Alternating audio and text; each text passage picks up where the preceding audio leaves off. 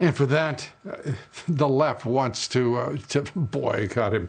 The ignorance of this cancel culture is beyond description. Attorney General William Barr says he's spoken with leaders in the black community, and they support law enforcement. They support the police. And by the way, the polls bear that out. A good majority of the country support our law enforcement agencies. You would never know that watching the national left-wing media, would you? And he says, the Attorney General does, that the nation as a whole should be investing in the police, not defunding them. Well, joining us now to take all of this up, Republican House Minority Leader Kevin McCarthy. Congressman, great to have you with us, and what an extraordinary time as we listen to the president of Goya being boycotted and extorted by the extreme left in this country, and by the way, the radical Dems themselves. It is outrageous what's happening. Why isn't the Republican Party standing up more? The president is making it clear where he stands. He'll fight them to the finish over this freedom of speech and just basic civility. Your thoughts? This is more than just freedom of speech. This is a mob trying to intimidate an individual that stood at the Rose Garden, thanked the president for his action, and prayed for our president and nation, and he's going to be boycotted for that? He should be rewarded for that. Gave 1 million cans. What I am finding that's happening in this nation, from tearing down these statues, from going after St. Sarah in San Francisco, where the speaker has said nothing, or Christopher Columbus in Baltimore, where she grew up, and her answer is, people will be people. Well, if she will not act, if the locals will not act that have the responsibility, I am introducing a bill next week that will remove federal funds from any locality where they will not uphold the rule of law and protect those statues. Because I stand with this president. He is right of what he's doing.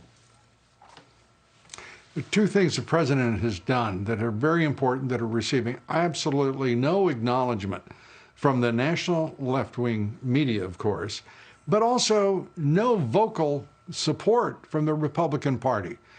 He served notice on corporate America that its sponsorship of left-wing organizations and movements and causes is just simply not going to work on his watch. And he took them on straight up, as he should have, and which the country, I think, has been thirsting for from a national leader, but particularly their president. And this is the first president to do so.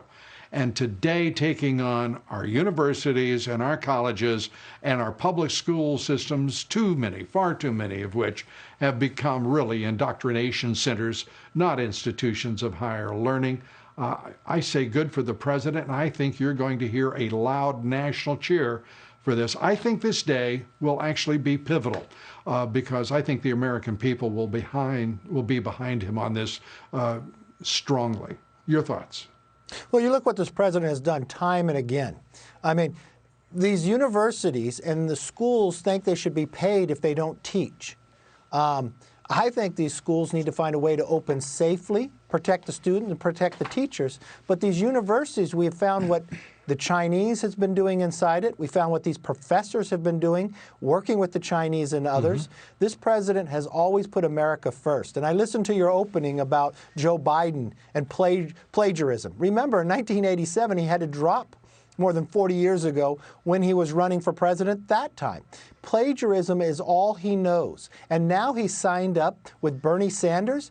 He has now just banned with the socialists. He has succumbed to them. And that is what this mob mentality with Speaker Pelosi and others, that's why we need to protect this president. He needs to be reelected, but he needs a majority in the House. That's why you have to go to takethehouse.com, because we can no longer have Speaker Pelosi.